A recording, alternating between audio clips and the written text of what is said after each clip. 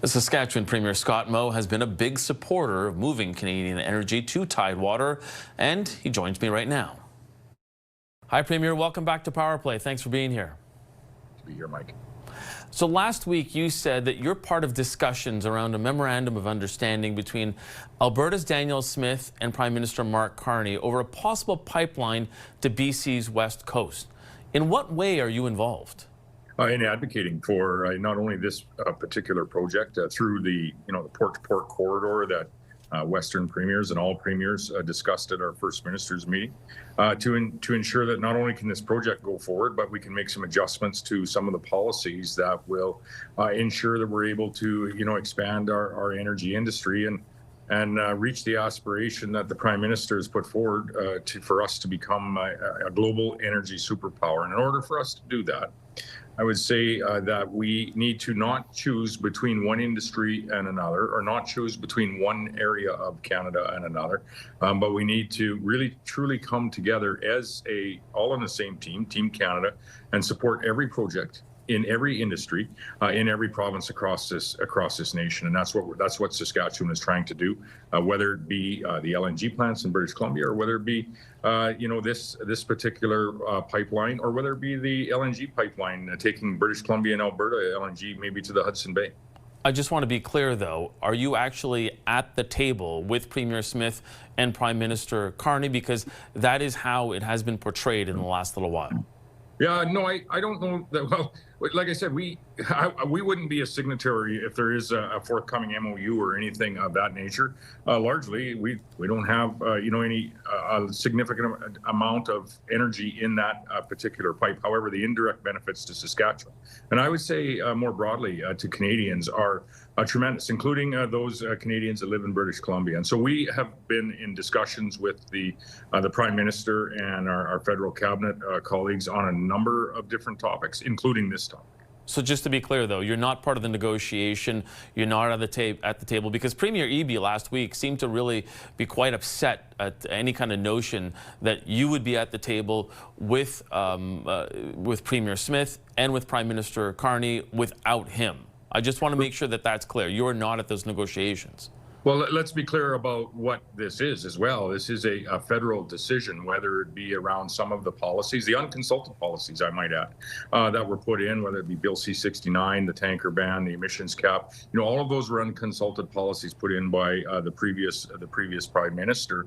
Alberta and Saskatchewan were not consulted in any of those cases. However, in this case, should this project move forward, and I would expect that if there's some tweaks to those policies, that you will see, private proponents come forward to not only build a new pipeline to the northwest coast, but to expand the existing capacity that we have through TMX, or likely to add pipeline capacity through what was KXL, now maybe is the South Bow project. We need all of these projects to move forward so that we can expand our energy industry of all kinds, whether it's LNG and oil. So we're in discussions with not only Alberta, but the federal government all the time on numerous topics. In this case, we are much, and we've always been clear, we're much more of an advocate on behalf of this project because of what it can do for each and all of us as Canadians.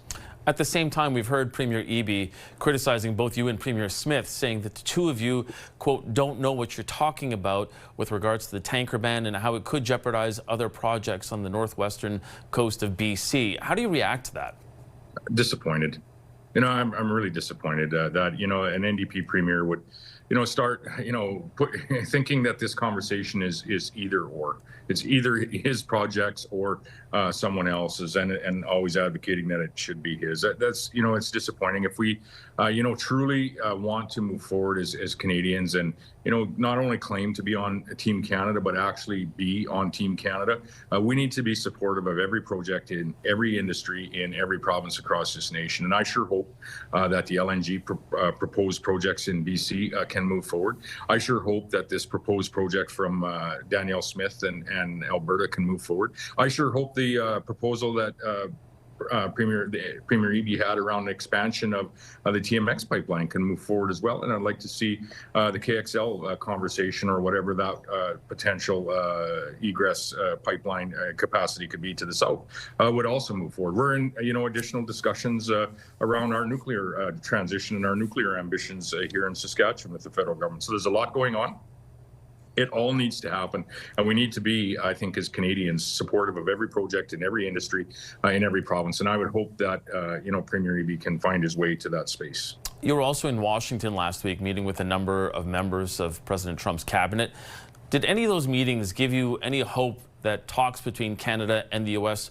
could resume shortly, with a bit of a sort of footnote here that we do understand that the Prime Minister is considering a trip to D.C. next week? Yeah, I would hope that those talks can resume and resume sooner rather than later. The current environment we're in, and from Saskatchewan's perspective and Canada's, our largest three markets are not free and open trade right now, whether it be the United States of America, India, or China. Those are the largest three markets that we access as a province, and largely significant markets for Canada, and I would say upside potential in all three of them. And so I am confident that we are going to find our way back to the table sooner rather than later, and I hope that's the case because the current tariff-riddled environment that we have is really hurting not only the bottom lines of the industries that are creating wealth and jobs in our nation, but you saw it in the federal budget. It's really hurting the bottom lines of our federal government. Which is ours, our budget, our money, but is also going to be hurting the revenue lines on each of the provincial budgets as they come forward as well. So I'm hopeful that we're going to find a path, and the sooner the better. But did you hear anything concrete from Secretaries Bessent, Lutnick, or even Jameson Greer, the U.S. Trade Representative, while you were down there? Anything that gives you any type of confidence that those trade negotiations will resume shortly? I think there is a realization that we do need to get back to the negotiating table. I think there's maybe some differences in opinion on what that path forward might look like. And the traditional trade deals that we see over the years gone by are negotiate. At the end of 12 or 18 months, you sign one trade deal. I'm not sure that is the environment that we have the opportunity to participate in today. It may be more of a one deal and then another deal and then another deal, and try to find our way through what is a very different negotiating environment than even what it was 5 or 10 years ago. But there was an appreciation and an understanding that there are advantages to some degree of free and open trade between our nations. There's some challenges around certain industries that are going to be difficult for us to work out. Yeah, canola is another industry that's been a challenge, especially in your province. It's been the subject of massive tariffs from China. Now, last month on CTV's Question Period, China's ambassador to Canada did say that if Canada was to remove tariffs on EVs, on electric vehicles, it would consider to remove tariffs on canola. Is that something that you've discussed with the Prime Minister, and would you be comfortable with that type of trade-off?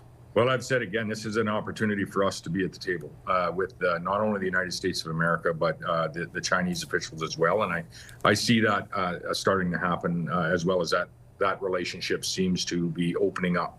And I would say that it's much more complex than that. I would say that we should be at the table because there's an opportunity for us to not only get back to the current trade that we had, whether it be canola, pulses, pork, and seafood, but actually to go beyond that into other products as well. China is a growing market and it's a large market.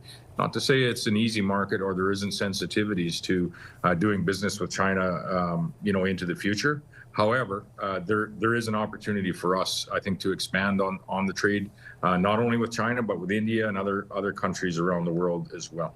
I understand you say it's complex, and it really is, but the ambassador, when he was sitting in this studio talking to my colleague Vashi Kapelos, he made it sound like one would flow out of the other, that if Canada removed the tariffs on EVs, that they would be looking to remove the tariffs on canola. Is that something that you would want to negotiate? And again, have you discussed it with Prime Minister Carney to make sure that your province could get that kind of relief?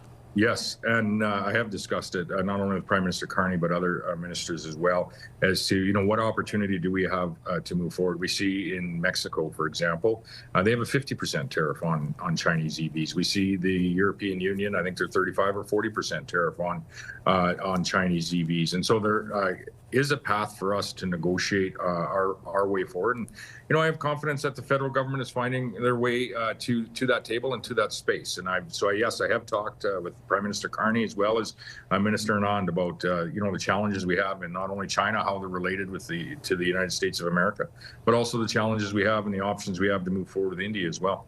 So I've got to ask then, what has been the response on the other side? What has Prime Minister Carney said in terms of his willingness to work with you on this and to remove those tariffs on Chinese EVs? Again, he had met not only with the Prime Minister in New York most recently, but had also had a sidebar with President Xi, and I think it's exactly those kind of discussions that are happening as we speak right now. And what does the future hold for not only our Chinese EV policy and what that tariff rate might be, what the response is from the United States of America, and then ultimately what is not the quid pro quo, but what is the return policy from China when it comes to not only canola but pulses, pork, and seafood as well. So those discussions, I'm quite confident, are actually happening as we speak. And I have talked to the Prime Minister as recently as last Saturday night prior to the Grey Cup game about just this. And do you have any faith that that'll get resolved shortly? That would be the intent, and I do have faith that we will get it resolved. I don't know how quickly that will be, as we have this, myriad of, I said, 3 of our largest markets are currently being restricted by, tariff or non-tariff barriers. We've dealt with this from a provincial perspective, whether it be with China, whether it be with India, or in specific markets in the U.S. We've never dealt with it with all 3 markets at the same time, and to the extent and degree of the products that are being impacted by these tariffs in these 3 very, very large markets and the most significant markets that we have. And so this is a challenging time, and you're seeing those challenges bear out in the federal budget revenue lines, and you're going to see it in provincial budget lines as well. Our goal and our work as a province is to do our level best to support the federal government, Prime Minister Carney, and our ministers to get to an agreement in these 3 large markets. That's when Saskatchewan does well, and when Saskatchewan does well, we contribute to a better nation, and that's the goal. Okay, Premier, we're going to have to leave it there. Saskatchewan Premier Scott Moe, thanks so much for taking time. Thank you very much, Mike.